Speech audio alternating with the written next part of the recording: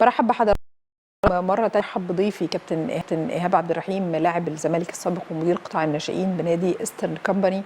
كابتن إيهاب أهلا بيك. أهلا وسهلا بحضرتك، ربنا يبارك فيك. مرحبا. الحمد لله كله تمام، الحمد لله. الحمد لله بحضرتك. الحمد لله. كل ما بشوف حضرتك بتذكر الخلوق الحقيقة كابتن عبد الرحيم محمد. الله يرحمه. حقيقي فعلا كان حاجة جميلة وحاجة خلوقة جدا وكلام متزن دايما، ويعني ربنا يا رب يرحمه ويغفر له ومن الشخصيات الجميلة اللي كان الواحد دايما بيتعرض لها. ربنا يحفظ لحضرتك، ده من ذوق حضرتك، وربنا يرحم الجميع يا رب. وكابتن عبد الرحيم الله يرحمه طبعا، وخالص العزاء لكابتن احمد رفعت الحقيقه ولاسرته الكريمه، وربنا سبحانه وتعالى يتغمده برحمته ويسكنه الفردوس الاعلى يا رب العالمين ان شاء الله. صحيح. ما عندناش حد ما جربش ابتلاء الفقد دوت، وبالتالي صحيح. عشان كده انا كنت بنادي النهارده انهم يرحموا اهله شويه في الكلام الكتير وفيديوهات كتيره والكل بيركب على الموضوع بطريقه غريبه. ف الحاله اللحظه اللي هم بيبقوا فيها دي مش محتاج انه يسمع اي حاجه، محتاج ان ربنا بس يرحمه ويلهمه الصبر والسلوان. نتمنى الناس كلها تفكر بشكل سليم الحقيقه، والناس كلها تدعي له. للاسف انا بتكلم عن الشخص نفسه اللي حصل له حاله الفقد، يعني بيتمنى ان هو يرحم من ربنا سبحانه وتعالى ويلهم الصبر. ربنا سبحانه وتعالى يلهمهم الصبر والسلوان ويتغمدوا برحمته بامر الله.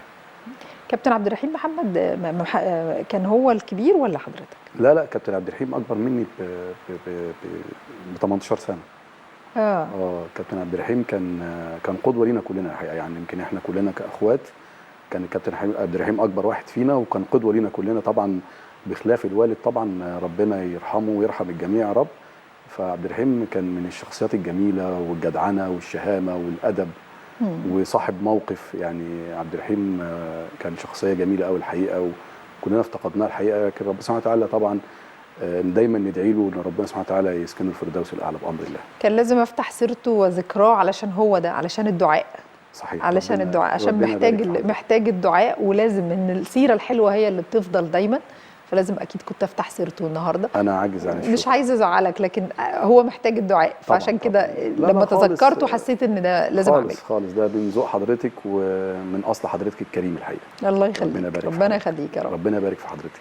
نادي إيسترن كومباني اخباره ايه؟ عندنا النادي الحقيقه بيمر فتره عصيبه. يمكن النادي انشئ سنه 62 اعتقد. من اصعب الفترات اللي النادي بيمر بيها في الفتره الحاليه الحقيقه. من ساعه لما الفرقه حصل هبوط من الدوري الممتاز، وعندنا كبوه جامده جدا في النادي من الجانب المادي الحقيقه، ومأثر على النادي كله، حتى مش على كره القدم بس، على جميع الالعاب الحقيقه.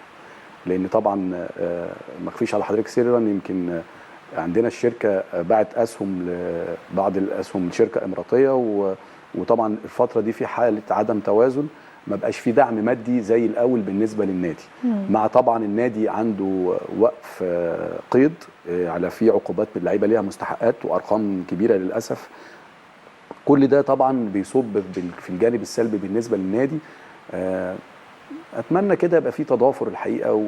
والشيء اللي صعب جدا، انا عندي مشكله في الفريق الاول، ان الفريق الاول عنده مشكله في اللعيبه اللي ليها مستحقات. طب ليه انا اظلم القطاع البراعم والناشئين؟ يعني قطاع البراعم لما يكون ولد ساكن في المحيط، ليه احرمه انه يلعب في نادي قريب من سكنه؟ ايه علاقه ان انا حصل مشكله في الفريق الاول؟ طب ليه اعاقب الناشئين والبراعم؟ ما فيش قيد، القيد مقفول على كله. طبعا يعني ما اعرفش، طبعا عارف ان هي من الاتحاد الدولي الكلام ده، بس طبعا لازم يكون في جانب ان انا كده ممكن اقفل النادي ممكن ما يبقاش ليه تواجد تاني. طب هل انا بوسع الرقعه بالنسبه لممارسه النشاط الرياضي ولا بقفل برضه؟ اتمنى الكلام ده يتعرض على الاتحاد الكوره، ويبقى في نظره، يجدولوا الفلوس، يشوف الامور تمشي بشكل عامل ازاي. لكن اقفل السيستم من اول قطاع البراعم لغايه الفريق الاول، انا شايف ان الكلام ده مش منطقي الحقيقه. انا عارف ان الاتحاد مش سبب رئيسي، لكن هو من الاتحاد الدولي. لكن طبعا لازم الاتحاد يبقى له دور، يبعت التماس للاتحاد الدولي يشرح الموضوع بشكل مبسط وبشكل واضح للناس. لكن للاسف انا شايف ان في عوار جامد جدا في هذا القرار الحقيقه. نتمنى نشوف حاجه ايجابيه على ارض الواقع. الحقيقه احنا اتكلمنا كتير في المواضيع دي، لكن في التطبيق الحقيقه يمكن اللي بيعاني الكلام ده برضه نادي الاسماعيلي، اعتقد عنده كبوه في الجزئيه دي. نادي الزمالك كان عنده مشكله، واعتقد لسه حللها الفتره اللي فاتت دي. انا شايف ان الموضوع فيه عوار كبير جدا الحقيقه، بالنسبه ان انا عندي مشكله في الفريق الاول، اللعيبه ليها مستحقات، اقفل على الفريق الاول. لكن ما اقفلش على البراعم وعلى الناشئين. ليه احرم ولد صغير لسه طالع ان انا احرمه يلعب في نادي قريب من بيته يمارس النشاط الرياضي بغض النظر عن كره القدم؟ لكن طبعا وضع سيء جدا الحقيقه، واحنا بنعاني من هذا الكلام. عشان انا بكلم حضرتك ان احنا حاسين الكلام ده ومأثر على النادي كله. ممكن النادي كمان في الفتره اللي جايه دي ممكن يبقى في نفق مظلم الحقيقه، وما اخفيش على حضرتك سرا يعني. ما اعرفش هل ممكن الاتحاد يبقى ليه دور فعال في الجزئيه دي. نتمنى هذا الكلام طبعا. والوضع القائم للاسف. فين المسؤولين عن النادي؟ مسؤولين موجودين، لكن طبعا زي ما قلت لحضرتك النادي الجانب المادي هو القصه جانب مادي بحت، مع عدم الدعم كمان من الشركه زي فترات سابقه قبل كده. كل هذا الكلام كله عمل جانب على فكره انديه الشركات دي مرتبطه دايما بمين هيكون رئيس مجلس الاداره. هل هو بيهوى الرياضه ولا لا يهوى الرياضه؟ ما يهواش الرياضه ولا كان ماليش علاقه بالفريق بقى وكده ولا ومش هطلع ومش حد بيهوى الرياضه بقى وشايف انها ممكن تبقى شهو اعلامي كبير يقوم يبتدي يعمل كده. هي دي آفة أندية الشركات الحقيقه. هو بص حضرتك، هو يمكن احنا لما كنت انا مدرب عام في الفريق الاول مع كابتن علاء ابراهيم وكابتن علاء نوح، لما صعدنا من الثالثه لغايه الممتاز، كان رئيس الشركه كان داعم بشكل ايجابي جدا الحقيقه، اللي هو الاستاذ هاني امان. مظبوط، تمام. كان داعم بشكل ايجابي جدا. لكن الامور دخلت في معترك زي ما قلت لحضرتك، في شركه جت من بره اللي هي شركه اماراتيه مش عاوز اقول اسامي يعني، اشترت اسهم في الشركه، فالموضوع بقى فيه تضارب صعب جدا. فطبعا اكيد في شركه جايه اشترت اسهم بشكل اكتر، فطبعا هم ليهم الراي الغالب وهم اصحاب القرار. تمام. ولكن القانون المصري بيقول دايما انها يعني شركه زي كده بتطلع هم مساهمين، ما هياش الشركه كلها بقت اماراتيه، بس يعني المفروض انها في 2% على الاقل بيطلع للنادي. ما هو خدي بال حضرتك، احنا عندنا النادي عندنا غرامات قويه جدا بالنسبه للعيبه بتاعت الفريق الاول، وارقام كمان، ومش مش بالحساب المصري كمان. فده طبعا انت عارف حضرتك عندنا ازمه برضو في الدولار، فده برضو عندنا. يعني تقصد ان حتى لو بيطلع 2% من الشركه بتطلع لتسديد هذه الغرامات؟ مش للغرامات، ده ميزانيه النادي كلها. النادي مش قاصر على كرة القدم بس، في العاب الثانيه. طبعا، وكل الفرقه ليها ميزانيه. فطبعا الكلام ده مش مغطي المبالغ اللي مطلوبه على النادي. فنتمنى يبقى في جانب ايجابي وحد بيبص للرياضه بشكل ايجابي، الدنيا هتختلف خالص، لان النادي ده كبير والنادي ده عريق وليه عامل سمعه جامده جدا من خلال اللعيبه اللي انتقلت لانديه كتير. طبعا مش بس في كره القدم، ده الهوكي كمان عندكم كان حاجه رائعه جدا. ده حقيقي، احنا شرقيه الدخان وشرقيه الزقازيق من اقرب الفرق بالنسبه لمصر، وبيفرغ لعيبه كتير جدا بالنسبه للمنتخب. ففعلا زي ما حضرتك ذكرتي، ما شاء الله على حضرتك متابعه بشكل كويس. لا فعلا الهوكي عندنا كمان في عنده لعيبه كتير بتمثل منتخب مصر، والمنافسه دايما بتبقى اقرب اتنين بين الشرقيه الزقازيق وشرقيه الدخان. فطبعا كل الحاجات دي نتمنى الناس تفكر في الرياضه بمعنى الرياضه. للاسف الماده ما طغت بشكل، يمكن بنسمع من ساعه، مش عاوز اربط الحدثين ببعض، وفاه احمد رفعت ربنا يرحمه يا رب، بنسمع حاجات غريبه جدا. يعني الماده طغت بشكل سيء جدا، وللاسف لما الماده بتطغى ما بيبقاش فيه عواطف، واي حاجه ما فيهاش عقلانيه مع الجانب العاطفي اعتقد بيبقى عواقبها وخيمه الحقيقه. واعتقد من غير ما اتكلم في تفاصيل، ادينا شايفين اهو الدنيا عامله بشكل عامل ازاي. مش عاوزين نروح للمعترك ده احنا. لا انا مش عايزه افتحه الحقيقه. نادي الشرقيه للدخان كان بيخرج ناس كتير، مفرغ لناس كتير، يعني حسين الشحات، علاء ابراهيم. صحيح. بص حضرتك، بدايه اتفضلي حضرتك. بدايه بطارق مصطفى مدير فني كابتن طارق. طبعا البنك الاهلي، نادي شرقيه الدخان كابتن احمد كشري، عبد الحليم علي الهداف التاريخي لنادي الزمالك، نادي شرقيه الدخان طبعا. صحيح طبعا. حسين الشحات، طارق سعد كان نادي الاهلي، احمد استاكوزا، انا بس مش عاوز انسى حد. ولعيبه طبعا راحت انبيا، محمد احمد ورضا يعني لعيبه، ورضا مصطفى راح دوري ممتاز. لا اتحاد يعني انا بقول لحضرتك اخرهم احمد اوفه منتخب مصر، احمد اوفه شرقيه الدخان معانا كنا في الدرجه الثالثه، كنا جايبينه من نادي العياط. الراجل دلوقتي موجود في منتخب مصر، من الفراوده القلائل اللي موجودين على الساحه في مصر. صحيح. من شرقيه للدخان. صحيح. فنتمنى الناس تبص بشكل ايجابي الحقيقه كمسؤولين على الكوره في مصر، ان يبص للنادي بنظره ايجابيه. ونتمنى الكلام ده يتفعل، مش مجرد ان احنا كلام بيتقال ومجرد لما الحدث خلص ما فيش اي صدى. نتمنى يبقى في صدى وفي حاجات نشوفها على ارض الواقع بأمر طيب الله. حتى لو قلنا ما فيش الفلوس اللي تصرف على الفريق الاول، طب حتى الاهتمام بالناشئين ان هو دايما كان مفرخه للاعبين برضه ما فيش ده. ما لذلك انا بقول لحضرتك، شوف حضرتك انت وصلت للنقطه اللي انا عاوز اقولها لحضرتك اللي هي ايه.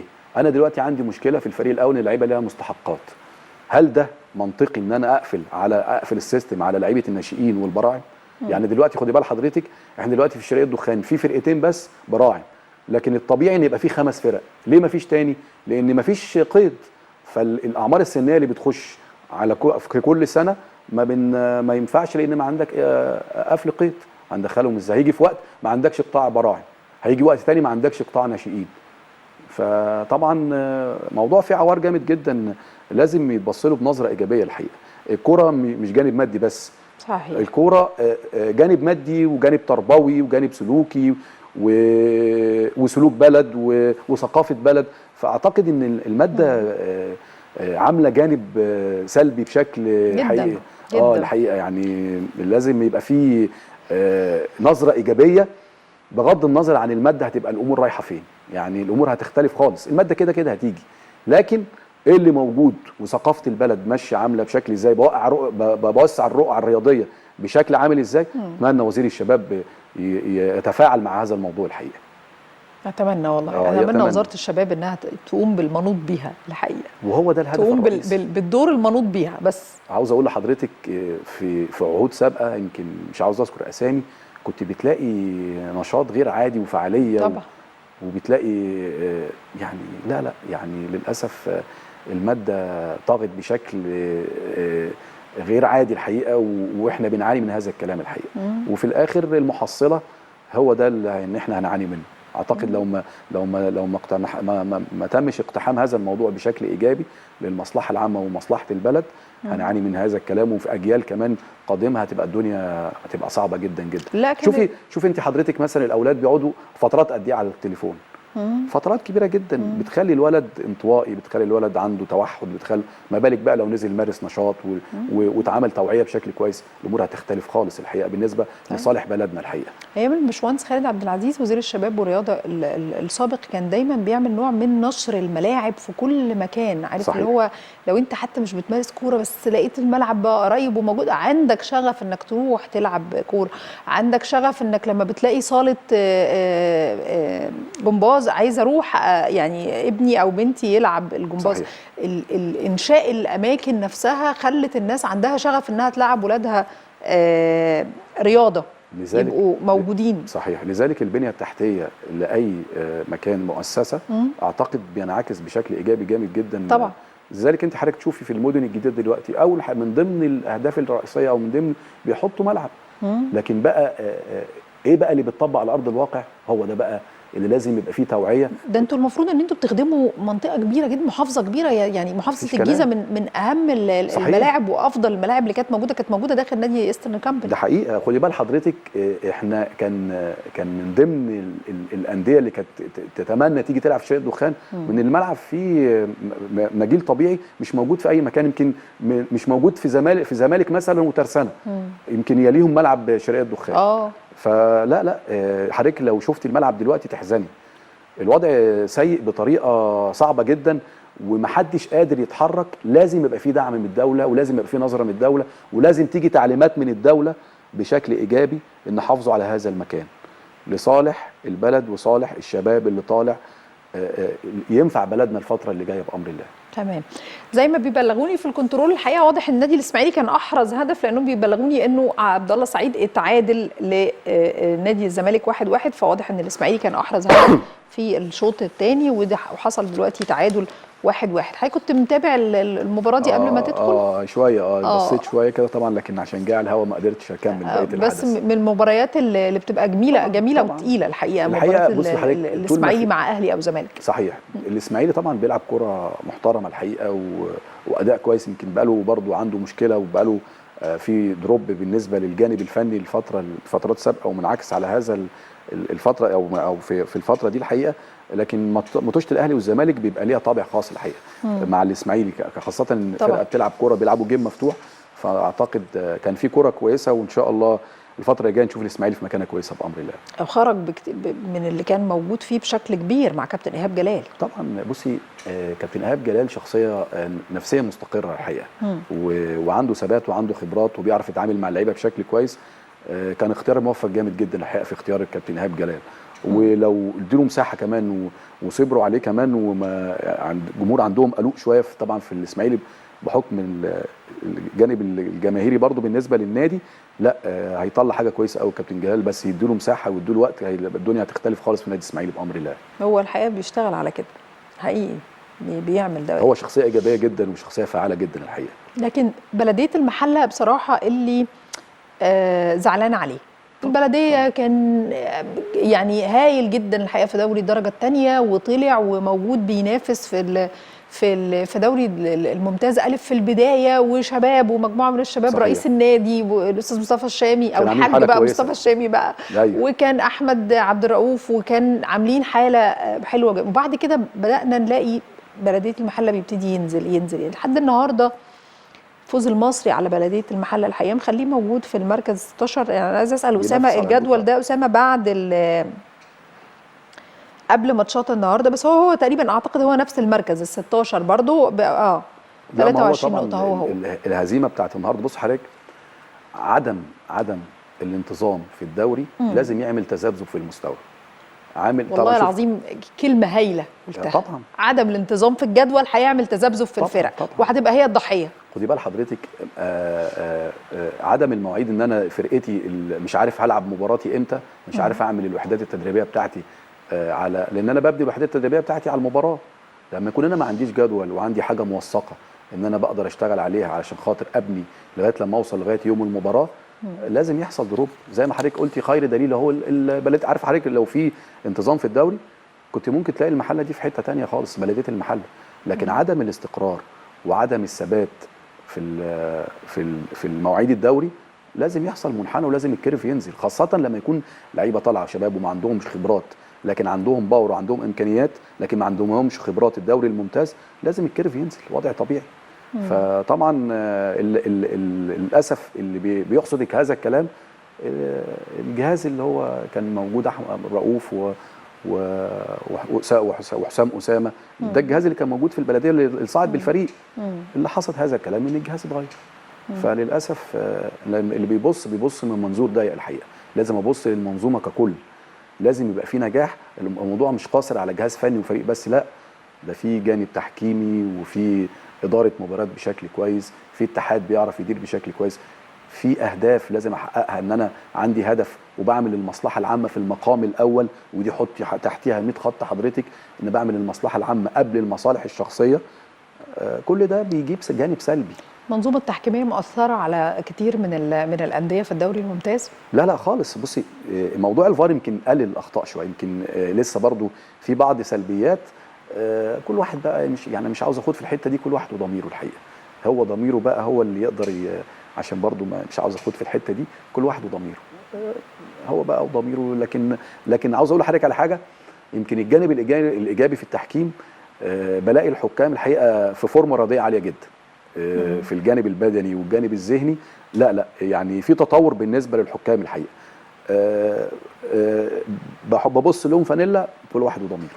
تصدق ان انا اتقال لي انه من بريرا الحقيقه، لما كنت بشايفه ان هو مش يعني ما قدمش حاجه جديده وكده، اتقال لي انه كان في قبل كده حكام بتطلع من الاختبار الخاص بيهم من كوبر من غير ما تنزل اصلا الملعب.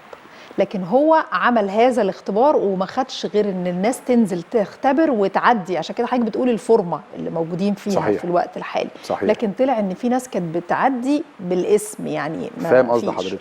يعني ده اللي اتقال الحقيقه، والعهده على الراوي الحقيقه، لكن هو احد المصادر اللي قال هذا الكلام. واي حد له حق الرد داخل قناه النيل للرياضه لو هو عايز يرد في ده، فممكن يكون ده واحد من الحاجات الايجابيه اللي ممكن يكون عملها بريرا. يعني وارد يعني، انا ما عنديش معلومه موثقه الحقيقه، لكن وارد. لكن هو طبعا في الاول والاخر كل حاجه بتنعكس على الكره المصريه بالجانب بالسلب او بالايجاب. بص حضرتك، اسوأ حاجه ان انت تدي حد اكبر من حجمه او تحطي حد في مكانه ما يستاهلهاش.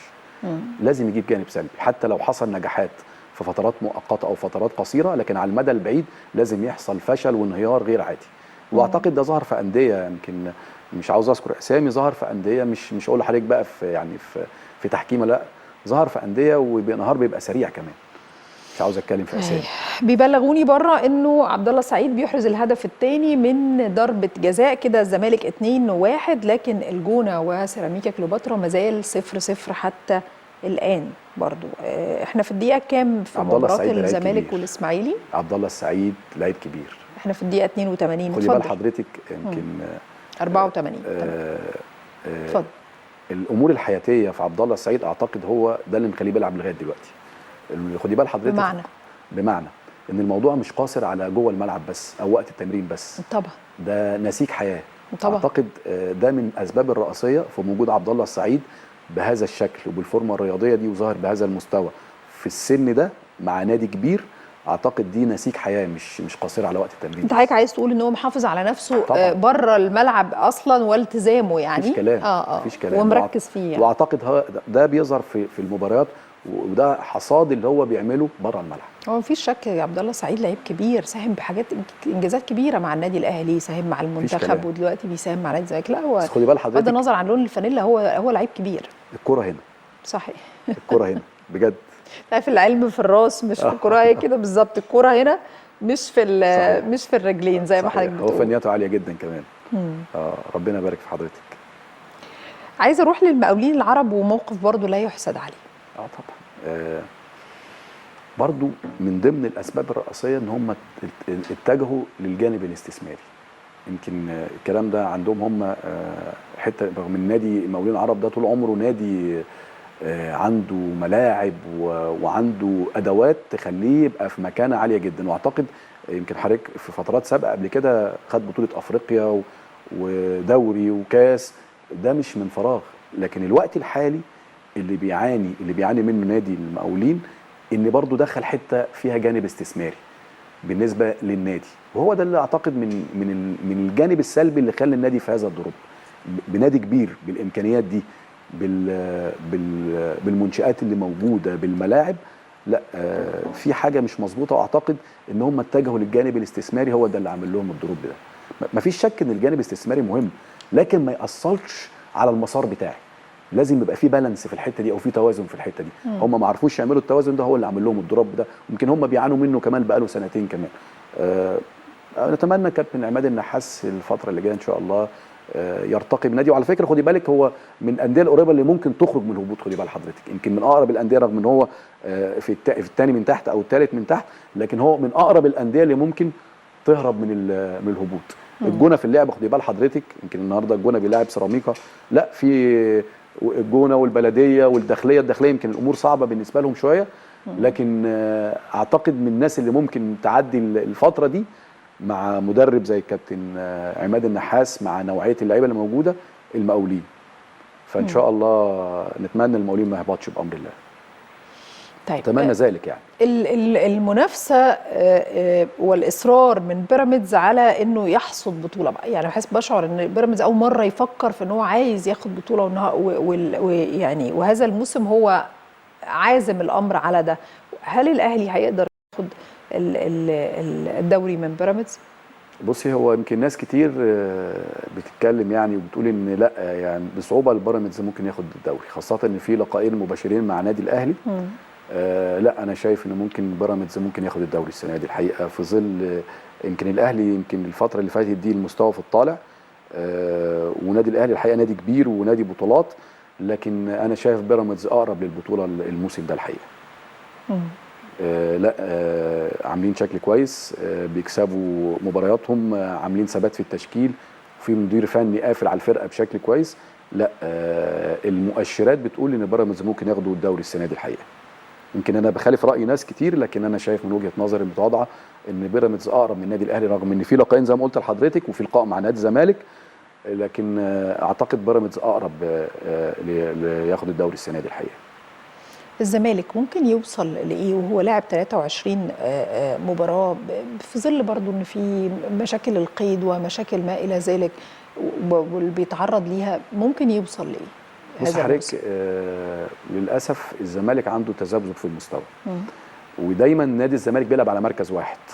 يمكن حته ان انا بعيد عن المنافسه، اعتقد ده عامل تذبذب في المستوى بالنسبه لنادي الزمالك الحقيقه. لذلك حتى شفناها في مباراه فاركو ومباراه سابقه الحقيقه. لا يعني نادي الزمالك صعب جدا طبعا يبقى موجود في المنافسه في الموسم ده، لكن ممكن يبقى في مراكز متقدمه الحقيقه بحكم طبعا خبرات اللعيبه اللي موجوده. يعني في المراكز السته الاولى ممكن يوصل للزمالك، هيبقى حاجه كويسه في ظل الظروف اللي موجوده الحقيقه. هي بصعوبه الحقيقه لكن ممكن يعني يبقى من الاربعه الاوائل ولا برضه هيبقى يعني اقل منه؟ في صعوبه الحقيقه في ظل الظروف اللي موجوده، لكن وارد نادي الزمالك لو في الاصابات اللي موجوده في اللعيبه بالنسبه لنادي الزمالك قدرت الامور تستقر وقدروا يحافظوا على ثبات التشكيل، لا الدنيا هتختلف. اهم حاجه في القصه دي ثبات في التشكيل، وان انا ما العبش في التشكيل كتير. لكن في الظروف اللي انا شايفها دي، مباراه فاركو انا اتفرجت على المباراه اللي فاتت وما عنديش دكه بشكل كويس، لا الامور مش تبقى سهله بالنسبه للزمالك اللي ممكن يحقق مراكز متقدمه في الفتره اللي جايه. فالفاصل في القصه دي الثبات في التشكيل، يبقى عندي دكه بشكل كويس، ونادي الزمالك بيعاني من هذا الكلام في الفتره الحاليه الحقيقه. فعشان كده انا بنيت فكرتي على ان انا وضحته لحضرتك الحقيقه. فلا مش بسهوله الحقيقه. هتتقبل خلينا عمليين يعني، رغم ان انا راجل زملكاوي لكن بتكلم المشهد اللي انا شايفه الحقيقه. فربنا يكرمهم ان شاء الله، ونتمنى نشوفهم في مكانه كويسه. طبعا نادي الزمالك نادي كبير الحقيقه. طيب النادي المصري واضح انه عازم برضو على انه يكون من الاربعه الاوائل، يعني بيحاول يحافظ طول الوقت على هذا المستوى اللي موجود فيه. لاعب 28 مباراه، عنده 48 نقطه في المركز الثالث. الحقيقه المصري من بدايه الموسم وهم ظاهرين بشكل كويس. كده هيبقوا مش 48 عفوا، هيبقوا 49. لا بالثلاث نقاط اللي خدهم النهارده مع الثمانيه هيبقى 51. تمام. لذلك انا بقول لحضرتك لا في اداره بتقدر تدير بشكل كويس كمجلس اداره، مدي صلاحيات للمدير الفني اللي بيتمثل في الكابتن علي ماهر بالجهاز المعاون، في استقرار وفي توازن في المنظومه ككل، بمعنى ان في اداره بتدير بشكل كويس، في صلاحيات للجهاز الفني، الاداره ما بتتدخلش في الجانب الفني، مدين كل الصلاحيات، وكابتن علي ماهر اهل لهذا الكلام مع نوعيه لعيبه بتأدي بشكل كويس، مع ثبات في المستوى، مع الاستقرار، مع الجانب المادي متوفر بشكل كويس. هو ده اللي وصل المصري لهذا الشكل الحقيقه. ولا ظاهرين بشكل كويس، وفي اداء وفي بصمات المدير الفني باينه على اللعيبه جوه الملعب. اعتقد دي مش من فراغ. عده عوامل اللي ذكرتها لحضرتك دي اعتقد هو ده السبب الرئيسي في النادي المصري ظاهر بالشكل ده الحقيقه. اللي انا زعلان الحقيقه النادي الاتحاد كان بادئ كويس قوي وحصل دروب بشكل يمكن ما اعرفش ايه اسبابه. هتلاقي للاسف في تدخلات، في دروب في حاجات معينه، في سلبيات، اعتقد هو اللي وصلت لهذا الكلام. في المركز التاسع الاتحاد السكندري، ولكن يعني كان في المركز الثاني وكان في الاول والثالث. لا بالظبط هو في المركز التاسع، ولكن لما بينزل في المنطقه الدافيه برضه. معلش بس لما يكون انا في فرق ان انا بنافس وببقى في المربع، فرق ان انا الدروب بتاعي بينزل ببقى بادئ بحاجه وانهي بحاجه. بالعكس الفريق المحترم ان انا ببدا من حاجه والمستوى بتاعي في الطالع. صحيح. التدرج ده مهم جدا بالنسبه لاي، لكن انا ابقى بادئ بحاجه وانزل، لا لازم يبقى في جانب سلبي ولازم يشوفوا ايه السلبيات، لازم يبقى في وقفه. طبعا من مجلس اداره، وطبعا يمكن الكابتن طارق العشري اتغير، لكن لازم يبقى في وقفه، ولازم قبل ما انا حاسب الناس اللي موجودين لازم احاسب نفسي واشوف انا التصرفات بتاعتي عامله ازاي، والقرارات بتاعتي وصلت لايه عشان توصل لهذا الكلام. فالموضوع مش قصير على الجهاز الفني بس، اداره ولاعبين وجهاز فني، لازم نشوف الدروب فين، ولازم يحصل مواجهه للسلبيات اللي موجوده عشان اقدر اتحرك من النقطه اللي انا فيها. تمام. منتخبنا الاولمبي هل قادر على المنافسه في اولمبياد باريس؟ وارد طبعا، ايه المشكله؟ يعني عندنا لعيبه كويسه وعندنا جانب ايجابي الحقيقه، ويمكن انا بيفرق معانا جامد جدا خاصه اللعيب المصري لما بيحصل تجمعات، وبيحصل من خلال التجمعات دي والمعسكرات اعتقد لا ممكن نبقى في مكانه كويسه طبعا مع ممكن لعيبه من الفريق الاول ممكن يبقوا موجودين. اعتقد بيبقى 3 لعيبه.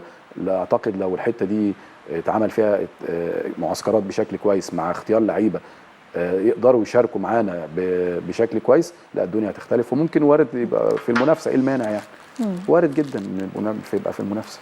لازم يبقى عندنا ما فيش سقف في طموحنا، خاصه ان الكوره دلوقتي ما لهاش معايير وما لهاش مقاييس. طول ما في اجتهاد وفي تعب وفي جهد وفي ايجابيه، لا ممكن يبقى في مكانه كويسه، وخاصه ان احنا عندنا النوعيات اللي تقدر توصلنا لهذا الكلام.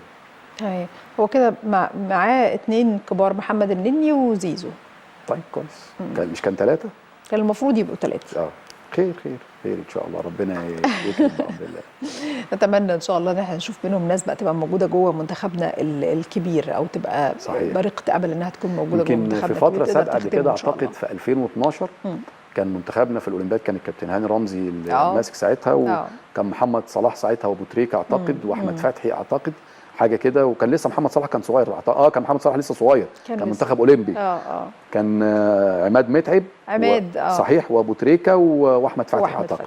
فعشان كده يعني وصلاح، لا صلاح كان لسه منتخب اولمبي، اللي هو مواليد 92 فساعتها كان عنده 20 سنه. صحيح.